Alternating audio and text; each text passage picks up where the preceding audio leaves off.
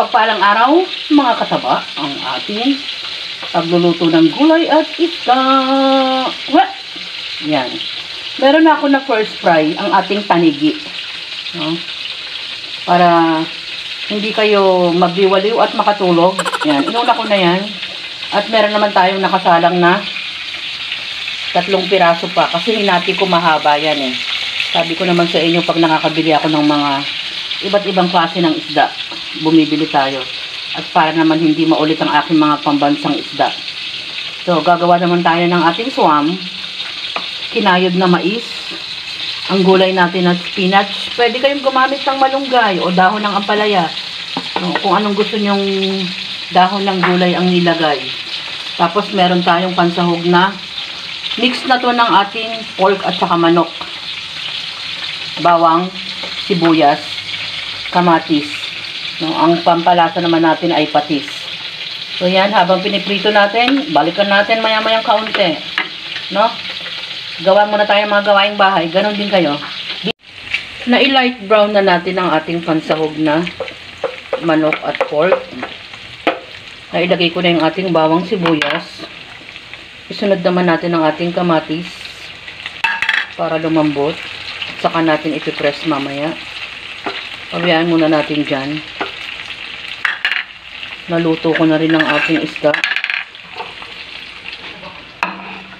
Yan. Hindi ko na-mention, maglalagay tayo ng 2 siling green.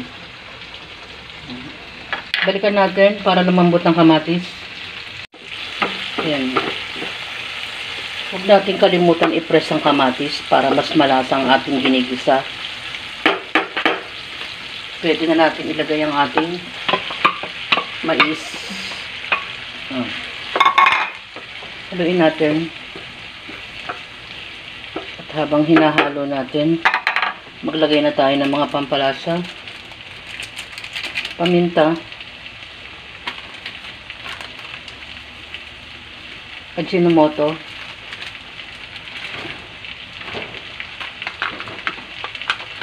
Patis.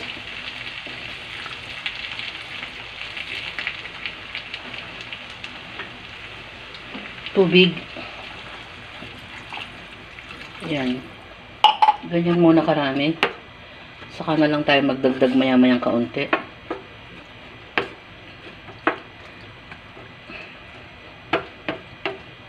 Palambutin natin ang mais. Saka natin balikan. Ating 2 siling green. Tinikman ko siya. Tama lang ang kanyang alat at masarap na. Pwede na natin ilagay ang ating spinach. Nagre-react yung anak ko, parang gusto nang kumain. Yan.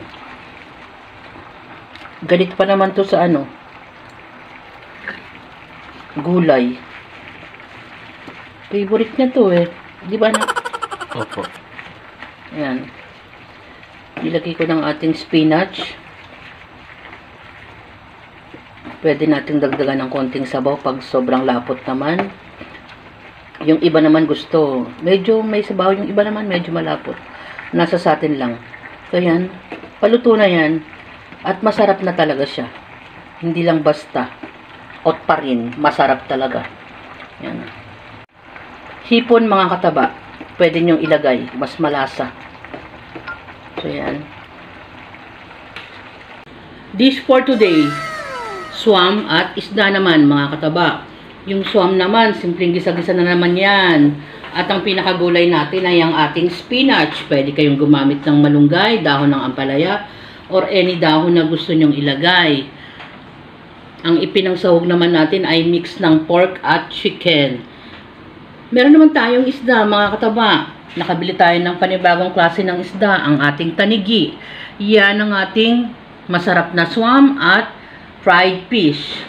Enjoy, kumain, at maging masaya. Salamat sa panunood. Magluto tayo lagi ng may isda at gulay. At bye! Ingat!